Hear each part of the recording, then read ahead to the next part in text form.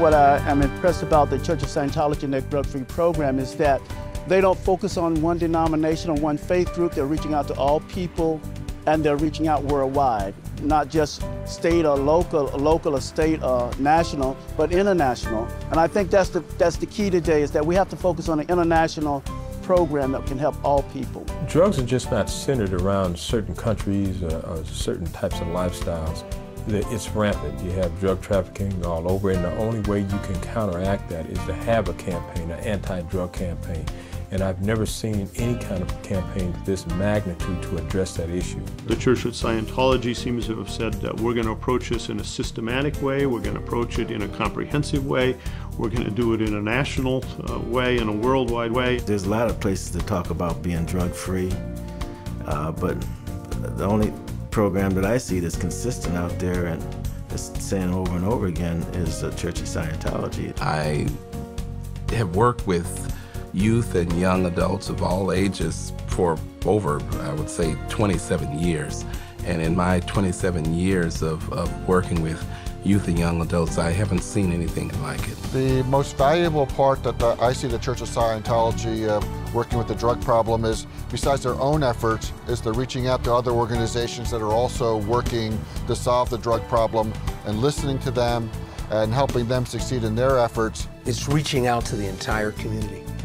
It's reaching out to the political people, it's reaching out to the faith-based people, it's reaching out to the parents, and more importantly, it's reaching out to the youth. They can carry it into their school, they can carry it onto the playground, they can carry it into their community. They can go talk to their parents about it, yet they can talk to their peers about it.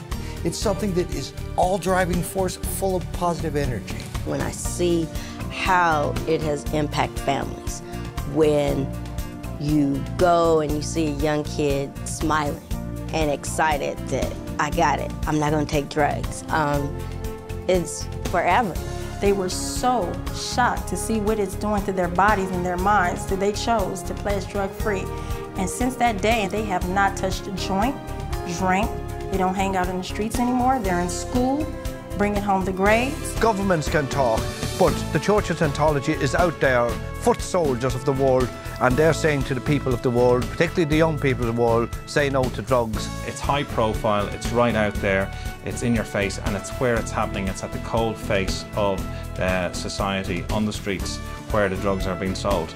And it's also backed up with the information on booklets. These books, I can say that they are very informative, and they are going very deep inside the head of people. They're telling what's happening inside when you are using drugs. You can take it in, you can absorb it, and you can come back with that stuff yourself. You come up with some of those facts and you think, oh, I've learned something.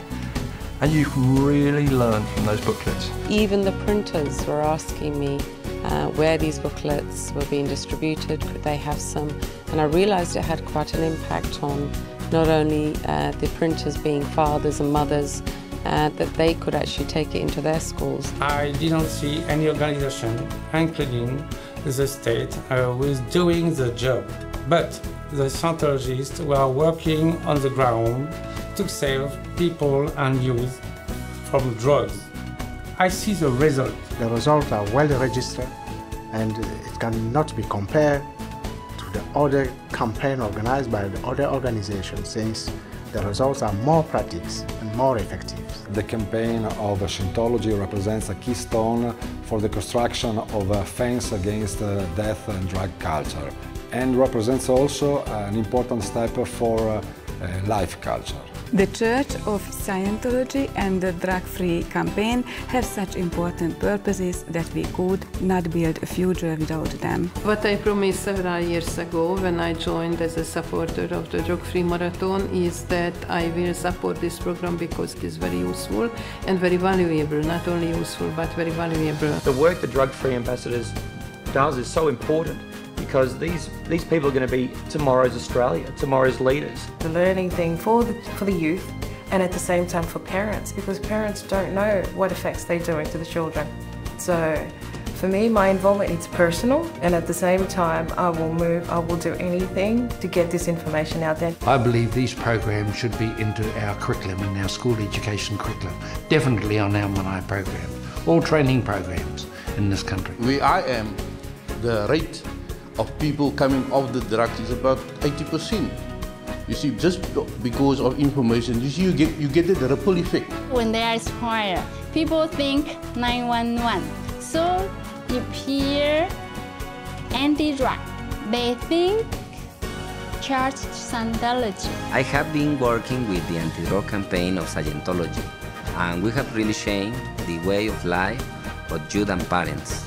We are creating a drug-free society. The anti-drug campaign of the Church of Scientology, I think it's the best prevention campaign you can find. And you never give up, you keep doing it, and it's a focus that governments have not been able to bring to anti-drug education. You are the trendsetter, and nobody else, not the United States government, not any other government I know of in this world, has made that type of effort, dedication, and invested in the future of our children's health and our young adults and the health of this entire nation. So I thank you.